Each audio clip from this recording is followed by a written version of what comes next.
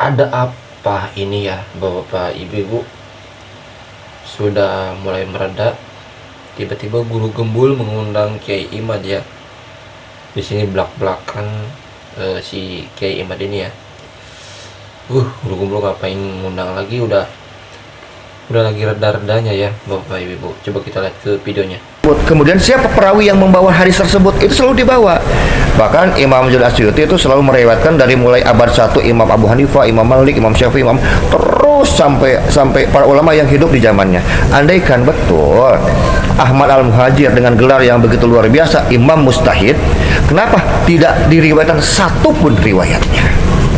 Kenapa jawabannya? Ya karena memang tidak ada orangnya. Selesai. Tapi kalau menurut Kiai Imad dulu tuh Ahmad Al-Muhajir itu ada loh, yang tidak ada itu Ubaidillah. Kalau menurut Kiai Imad betul ya? Iya begini jadi yang dapat saya temukan dari Ahmad bin Isa ya, itu juga tidak kitab sezaman. Memang ada ulama-ulama dari sisi ilmu nasab pun menolak nama Ahmad bin Isa ini. Karena apa? Karena kemunculan namanya baru pada abad ke-5 432 Hijriah di dalam kitab Tahdhibul Ansab disebut dia sebagai anaknya Isa Al-Arad. Di dalam kitab abad ke-4 itu kitab Sirri Silsilatil Alawiyah itu belum disebut nama Ahmad bin Isa. Dari situlah ada beberapa ulama nasab yang tidak menerima bahwa Isa juga punya anak namanya Ahmad. Tetapi kita menggunakan kaidah ilmu sejarah, argumentium excellentio itu, bahwa kitab yang kita bisa temukan yang paling dekat masanya itu kita pegang terlebih dahulu sebelum adanya dalil yang membantahnya. Ketika kita menemukan kitab Tahdhibul Ansab yang menyatakan bahwa Ahmad bin Isa ini betul anaknya Isa, maka kita pegang itu, kemudian diverifikasi oleh kitab-kitab lain seperti di dalam kitab Al-Majdi masih abad ke-5. Kemudian kitab Muntaqilatut Talibiyah juga masih abad ke-5 menyebutkan sama, bahwa Isa ini mempunyai anak bernama Ahmad. Nah, disitulah saya berbeda dengan Kiai Alawi yang begitu ketat bahwa ketika seseorang itu tidak ada di dalam periwayatan hadis karena dia disebut, diatribusikan, diasosiasikan di dalam kitab-kitab sejarah Ba'alawi sebagai muhaddis, dia sebagai mujtahid, dia sebagai imam. Nah, itu semua palsu semua. Itu saya setuju di situ. Bahwa apa yang diasosiasikan oleh historiografi Ba'alawi pada abad ke-9 tentang Ahmad bin Isa ini itu adalah kepalsuan, ya. Tetapi mengenai bahwa dia ini adalah terverifikasi ada, walaupun bukan oleh kitab sezaman, itu saya bisa menemukannya. Dari mulai abad ke-5 itu ada riwayat-riwayat itu. Tetapi saya setuju bahwa dia tidak pernah meriwayatkan hadis Nabi. Tidak pernah meriwayatkan hadis Nabi. Kemudian ada karya tulisnya? Tidak ada karya tulis. Tidak ada karya tulis, tetapi dia mempunyai sebuah sebuah peran lah di dalam kehidupannya. Itu pernah meriwayatkan tentang hadis Imam Syiah. Jadi bukan hadis Nabi, tentang cerita Syiah itu dia diriwayatkan. Jadi di dalam tradisi Syiah itu orang-orang yang pernah bertemu dengan imam-imam itu, kemudian pun disebut sebagai perawi. Betul. Ahmad bin Isa ini adalah salah satu perawi dari Syiah, bukan tentang hadis, tetapi tentang dia pernah bertemu dengan seorang imam Syiah yang ke-10 dan calonnya yang ke-11. Nah, dari situ saya bisa untuk mengambil kesimpulan Ahmad bin Isa ini ada, tetapi dia tidak punya peran-peran strategis di dalam epistemologi Islam, terutama hadis. Tetapi juga dia tidak berumur panjang. Jadi dia udah punya anak beberapa, masih kecil, kemudian dia meninggal dunia. Itulah yang menjadi sebab bagaimana sulitnya kita untuk mencari ketokohan Ahmad bin Isa dalam fakta-fakta historis yang kita bisa lihat di dalam kitab-kitab sejarah masa lalu. Berarti kesimpulannya adalah Kiai Imad yang menggunakan pendekatan ilmu nasab menganggap bahwa Ahmad bin Isa itu ada, tetapi tidak memiliki kontribusi yang signifikan terhadap perkembangan ilmu pada waktu itu, dan diduga adalah bagian dari kelompok Syiah. Sedangkan Kiai Alawi itu menggunakan metodologi yang lebih ketat, yaitu ilmu rijalul hadis, itu mengatakan tidak ada sama sekali bukti yang memadai dan otentik terkait dengan keberadaan Ahmad Al-Muhajir itu. Betul ya. Nah, oke lah, kita selesai dulu pada tema ini bahwa nasabnya begini. Nanti kapan-kapan saya juga akan datang ke Robitoh Alawiyah lagi, insya Allah, untuk membahas masalah yang seperti ini. Sebenarnya udah janjian juga. Nah, tapi balik ke pertanyaan sosial yang menyangkut masyarakat Indonesia. Pak, ini ke Bapak dulu ya. Sebagai seorang pakar hadis, apa pentingnya bahas polemik nasab ini? Kan anggaplah yang sudah dipercaya ya sudah, toh kalau misalkan percaya pada orang itu juga ya itu mah nanti serahkan aja kepada Allah Subhanahu wa taala terkait benar dan salahnya gitu. Kenapa dalam hal ini Bapak ikut bersuara untuk membahas nasab? Yang pertama, perlu direvisi. Saya itu bukan pakar hadis. Oh, bukan. Pengkaji rijalul hadis. Oke, pengkaji rijalul hadis. Kita luruskan dulu sedikit. Yang kedua, kenapa sekarang saya berkontribusi di dalam polemik nasab ini? Karena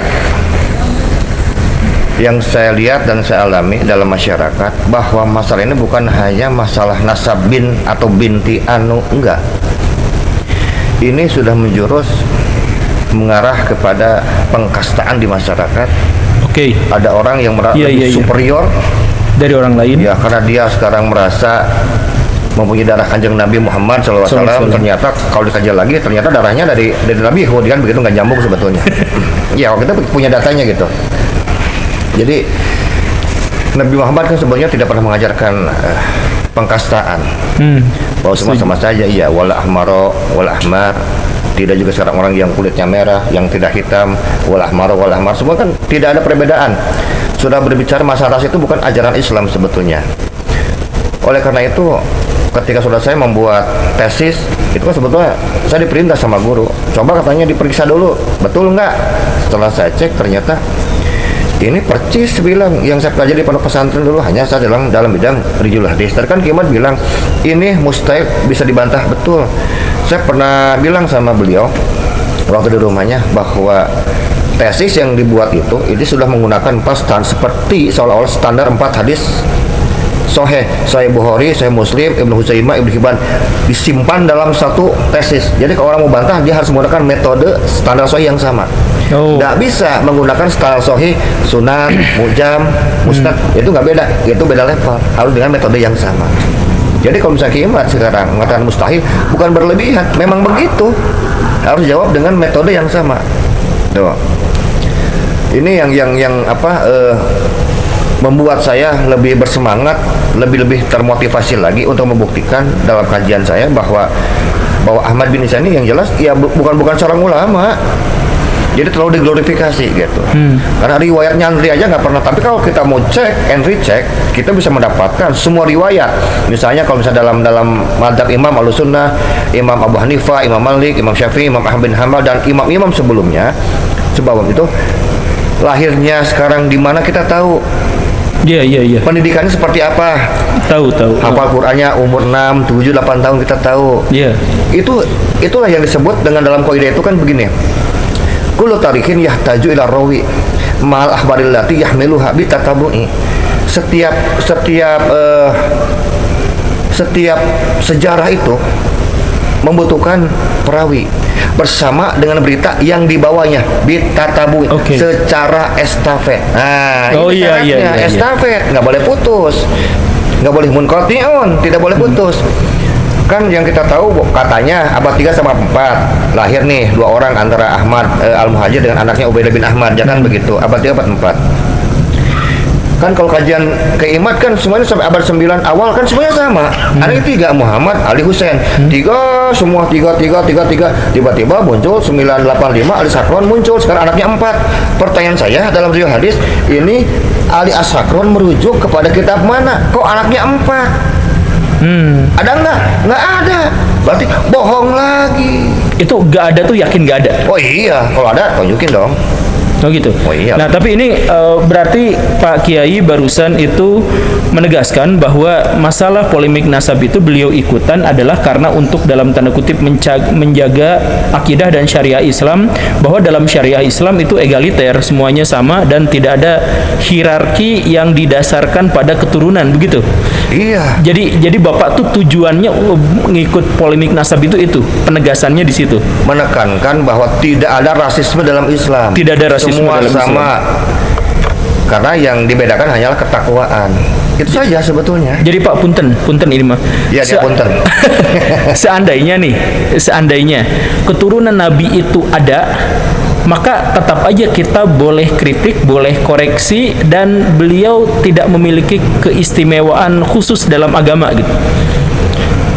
Dalam agama mereka tidak memiliki istimewa apapun kecuali dianggap ada kelebihan sedikit lah. Contoh lah seperti kita menghargai sekarang anaknya camat, anak bupati. Oh gitu. Iya. Cuma itu aja sebetulnya. Tapi kalau dalam konteks ibadah ya enggak, sama aja. Dan belum tentu juga sekarang orang turunan Nabi itu lebih khusyuk dari sekarang yang bukan non Nabi, enggak, belum tentu juga. Bahwa ada dalil, misalkan mereka biasanya mengemukakan kalau kita tidak percaya kepada mereka, maka kita tuh tidak dapat syafaat dari mereka gitu. Oh iya, kita bukan nggak butuh syafaat dari mereka jawabannya. Gampang. Jadi nggak apa-apa ya. Iya. Kiai Iman, ini kayaknya pengen ngomong dari tadi. Tapi Kiai Iman, ada yang mau ditambahkan? Ya, itu mengenai dari motivasi dari Kiai Alawi tadi itu sebenarnya begini. Jadi nasab atau keturunan Kanjeng Nabi itu mempunyai sebuah kekhususan.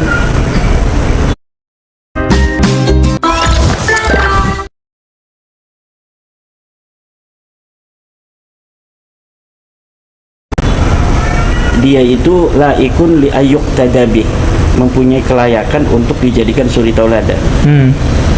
Dan dari berbagai macam jalur keturunan Kanjeng Nabi Muhammad SAW, itu hanya klan Ba'lawi ini dari yang mengaku sebagai turunan Nabi yang memiliki kelainan. Oh, Kelainan satu, kalau misalnya dia itu diakui sebagai turunan Nabi oleh orang-orang itu, dia memiliki kecenderungan untuk mendominasi, menghegemoni, dan menciptakan otoritas khusus bagi mereka. Kemudian ajaran-ajaran yang berbeda dengan para keturunan Nabi yang asli, yaitu seperti ingin dihormati lebih dari orang lain. Dan ini tidak ditemukan di dalam sejarah tentang keturunan palsu. Jadi manuskrip yang ditulis pada tahun 1960 oleh Salim bin Jindan yang diatribusikan dengan sanad yang sampai kepada tahun 345 Hijriah ini. Dalam ilmu filologi ini tidak bisa sebuah manuskrip yang ditulis tahun 1969 hanya karena dia menyebut orang yang ada di abad keempat, kemudian ini bisa dikatakan sebagai sebuah dalil untuk orang yang ada di abad keempat. Karena setiap sebuah manuskrip itu hanya menjadi dalil dan dasar bagi orang-orang yang ada pada masa itu. Jadi hari ini kita mengatakan tentang Sang Kuryang, maka dalil yang kita tulis hari ini, kitab yang kita tulis hari ini tidak bisa untuk memverifikasi betulkah Sang Kuryang itu ada. Betul. Karena siapapun bisa menulis apapun dengan titi mangsa kapanpun, sesuai dengan apa yang dia inginkan, bahkan sampai Nabi Adam.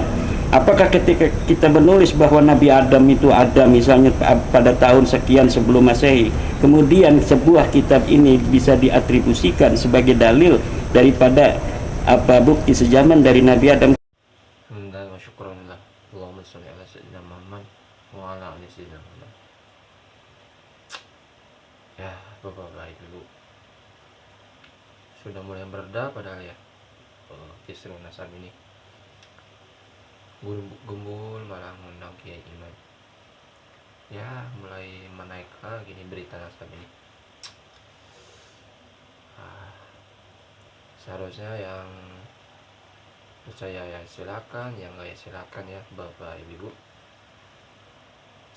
Nih Kiai Iman malah ngomong kesana kesini ya, yang nggak karuan gitu. Mana sih ini? Ya harusnya jangan, udahlah cukup lah, yang bicara di sana bicara di sini lah, sesuai keyakinan aja, nggak usah menjelekkan suatu kelompok ya Bapak Ibu. Coba Bapak Ibu gimana tanggapannya tentang Kiai Imad diundang di Guru Gembul ini? Apakah baik ataukah makin tidak kondusif? Silakan komentar.